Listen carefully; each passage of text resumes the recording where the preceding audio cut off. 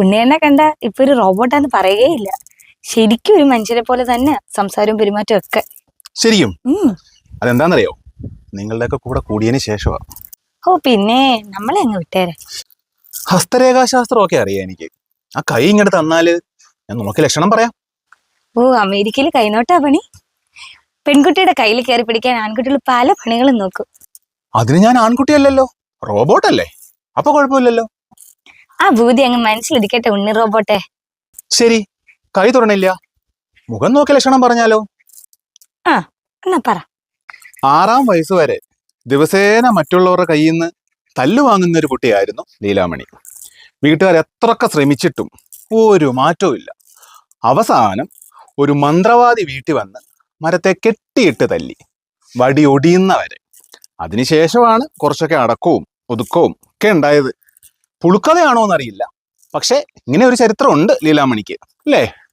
അയ്യോ എന്റെ കൃഷ്ണ, ഇത് പണ്ട് എന്നെ വഴിയിലിട്ട് തല്ലി ആരോ പറഞ്ഞു തന്നതാ. മിക്കവാറും ആ നിക്കറുമുള്ളി അനീഷായിരിക്കും. ഞാൻ ഇന്ന് അവന് ശരിയാക്കും.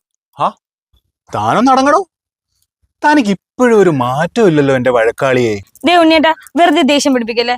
പഴയ കാര്യങ്ങൾ കുത്തിപ്പൊക്കെ ആർക്കാരും ദേഷ്യം വരത്തില്ലേ? താനൊന്ന് അടങ്ങടോ. ശരി, ഞാൻ വേറൊരു കൂട്ടം കാര്യം അങ്ങോട്ട് പറയട്ടെ. പറ.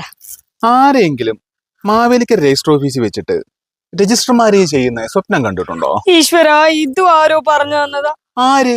ആർക്കൊക്കെ അറിയാം ഇത്? എന്ത് ബുദ്ധിയാടോ ഇതെന്റെ. പിന്നെ എങ്ങനെയാ? ഇതൊക്കെ ശാസ്ത്രാ കുട്ടിയെ. ഇനിയുണ്ട്, പറയട്ടെ. പറ.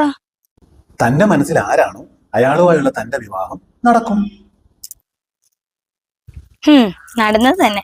ഈ ഒരെണ്ണം മാത്രം പൊട്ടത്തരയപ്പോ ഈ ജന്മം നടക്കൂല. അതെന്താടോ?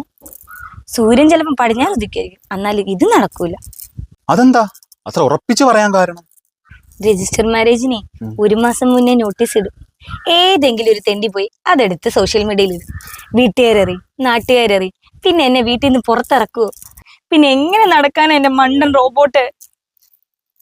അതൊക്കെ നടക്കും, കാണണോ?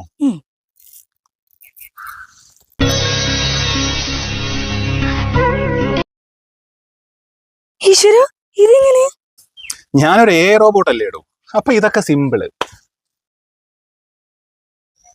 ഇത് നടന്നില്ലേ, അപ്പൊ കല്യാണവും നടക്കും. ദേ ഉണ്ണിയേട്ടാ, അമ്മ വിളിക്കുന്നു, ഞാൻ പോട്ടെ.